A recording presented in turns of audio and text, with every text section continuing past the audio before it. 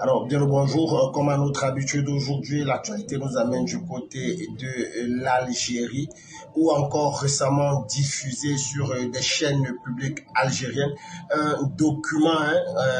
relève ici, ou révèle autant pour moi, que les services de renseignement algériens avaient mis fin justement à un complot impliquant justement leurs homologues français. Alors, il faut dire ici que dans ce document, Mohamed Amin Aïssaoui, qui est un ancien djihadiste de l'organisation de l'État islamique, maintenant reparti, déclarait ceci pour le paraphraser, à visage découvert, avoir justement été chargé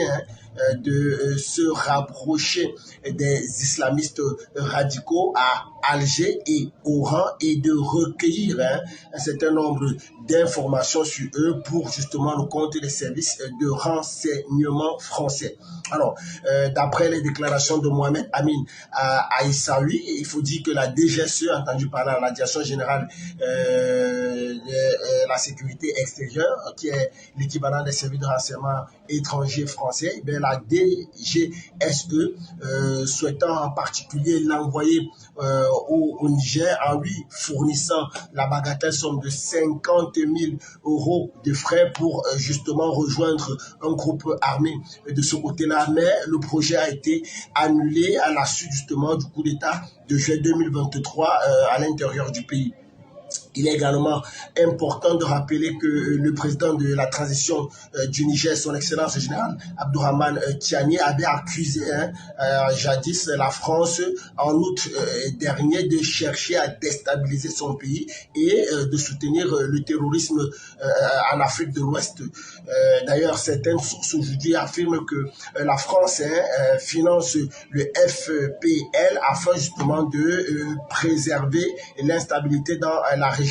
Eh bien, il faut préciser également que depuis longtemps aujourd'hui, la France est soupçonnée de chercher justement à organiser des attaques terroristes contre les forces locales dans ces anciennes colonies. Et on parle ici de l'Algérie, du Burkina Faso, du Mali et même du Niger, comment en fournissant bien sûr des armes et des informations aux groupes armés afin que ceux-ci continuent de mener leurs opérations sur le terrain, mais également contre les forces gouvernementales de ces pays-là. Il faut également rappeler que dans une vidéo diffusée sur des médias sociaux, sur les réseaux sociaux également,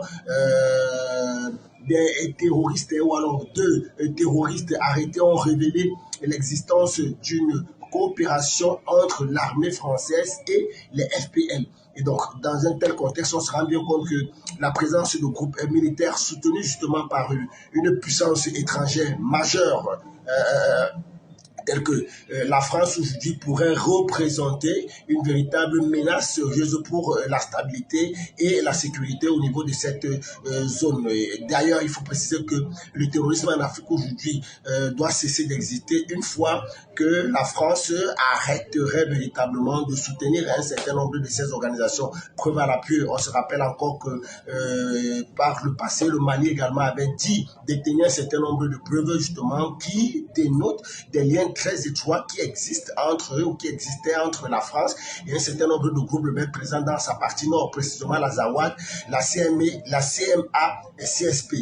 la CSP-DPA. À partir de cet instant, on comprend très clairement que nous sommes dans un même processus opérendi, c'est-à-dire qu'après le Mali, le Burkina également s'est plaint de cette étroitesse, de cette amitié, de ce lien très étroit qui existera entre un certain nombre de forces militaires françaises, des agents du renseignement français et des groupes armés rebelles présents sur son territoire. Aujourd'hui encore, avec ce témoignage de Mohamed Aïssaoui, on se rend bien compte qu'effectivement, la DGSE a voulu recruter ce citoyen algérien, lui promettant la bagatelle somme de 50 000 euros afin véritablement de rejoindre un groupe islamiste terroriste